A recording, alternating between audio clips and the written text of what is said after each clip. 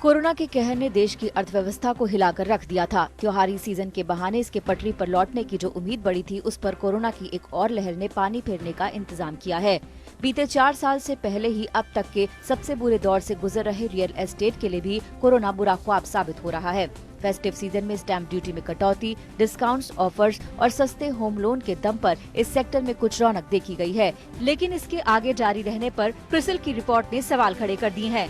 क्रिसिल के मुताबिक इस साल टॉप 10 शहरों में प्रॉपर्टी की बिक्री में 50% गिरावट आने की आशंका है। पहली 6 माही में टॉप 7 लिस्टेड डेवलपर्स की सेल में गिरावट 10 से 20% की रेंज में रही है। वहीं टॉप 10 शहरों में प्रॉपर्टी की बिक्री पहली 6 माही में 50 से 60% तक लुढ़की है। रिपोर्ट के मुताबिक देश के बाकी हिस्सों के मुकाबले दक्षिण भारत का बेहतर प्रदर्शन है, क्योंकि यहाँ ब्रांडेड डेवलपर्स की हिस्सेदारी ज्यादा है।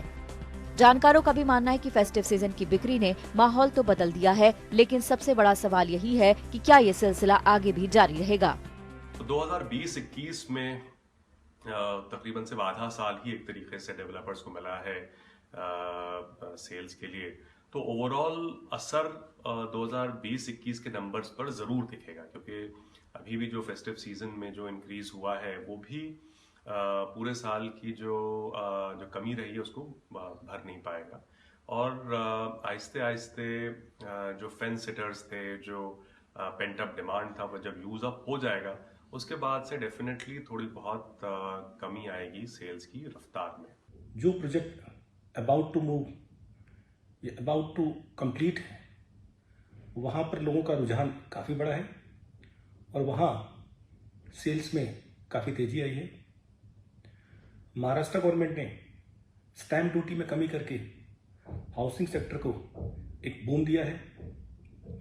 ऐसा ही यूपी स्टेट गवर्नमेंट भी हाउसिंग सेक्टर में तेजी लाने के लिए स्टैंप ड्यूटी में छूट के प्रस्ताव को जल्द से जल्द स्वीकार करे।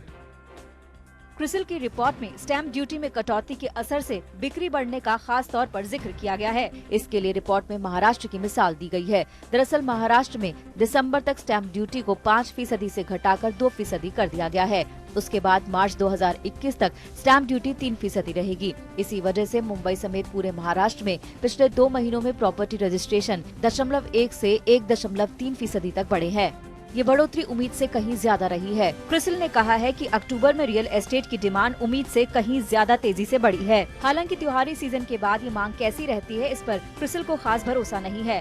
क्रिसिल ने माना है कि ये 15 साल में ऐसा पहला मौका है जब खरीदार अपनी शर्तों पर घर खरीदने की हालत में आ गए हैं। इससे पहले 10 से 15 साल तक डेवलपर्स का ही इस मार्केट में बोलबाला रहा है।